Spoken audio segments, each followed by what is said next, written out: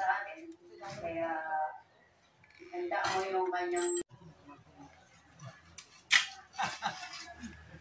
So, ito na. Paano ba tayo mag-umpisa gumawa ng bakod? So, magukay muna, no? Nagukay muna. Anong una yung ginawa dito? Liring. Ano yun yung nagbutas kayo sa dulo? Ano tawag dito? Ano tawag dyan? Kabilya. Kabilya. So ang una, nagukay kayo dun sa baba. Ganyang kalalim. Tapos binuhusan nyo. Tapos ipinatong itong kabilya, no? Tapos ang kabilya, lalagyan na simento hanggang dito. Bubuhusan. Hanggang pinakataas talaga? 1 meter lang. 1 meter lang. 1 meter. Tapos 1 meter. 110. Oh. So, ang ginawa, ano tawag dito? Pusti. Poste.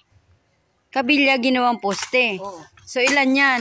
1, 2, 3, 4, 5, 6 ginawa nyo. So, para matibay ang bakod, bago lagyan ng hollow blocks, meron siyang poste na ganito. So, ganyan pala paggawa ng gate ng bakod, no? So, ganyan. Ano naman yung ginuhukay na yan?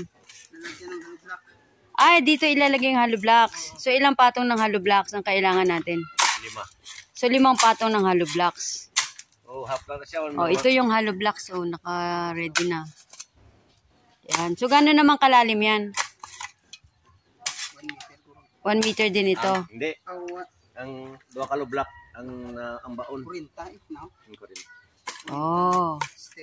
So, hindi ganun kadali gumawa ng bakod. Kasi, marami palang gagawin. Magukay dyan. Tapos gumawa ng mga...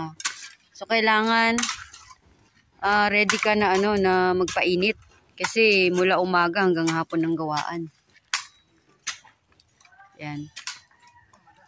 So, pinapaganda itong harapan na to. Kasi, mahabang panahon na napabayaan.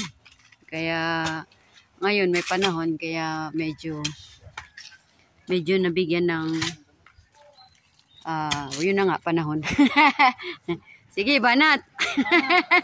Pagod na ito, pagod. Kasi mula pa ito ng umaga eh. Diba?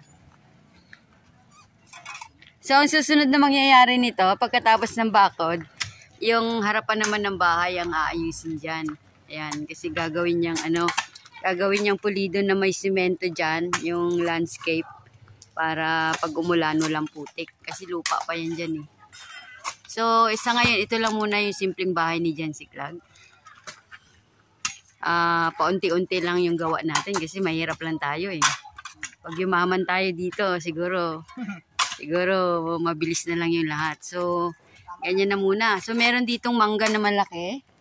Hindi naman siya abot ng ng bakod. Kaya, hindi na namin yan puputulin kasi sayang eh, nag-aano na ito eh. Namumunga na raw ito eh. Nakatikim ka ba ng bunga nito dyan? Nakatikim kayo ng bunga nito? Hindi. Sarap. Matamis? Oo, kung maluto. Di ba Indian mango to? Maluto matamis. Okay. Pero pag hindi, tama-tama ng pulak-pulan. Oo. Pwede na rin. Oo.